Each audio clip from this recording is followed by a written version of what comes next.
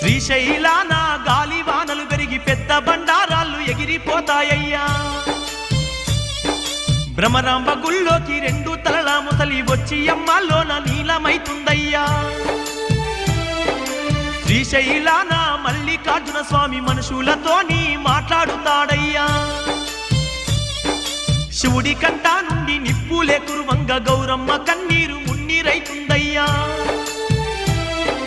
రాచరికాలన్నీ చెల్లిపోతాయ్యా రాతి బతవన్నేమో రంకెలేస్తాడయ్యా ముండమో పూలంత ముత్తైదులు కాగా మగవాళ్ళు లోకాన తగ్గిపోతారయ్యా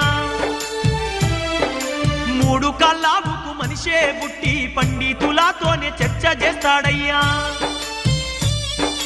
వెన్ను మీద 2 రెక్కలతోని వింత మనుషులు పుట్టుకొస్తారయ్యా తూర్పు దిక్కున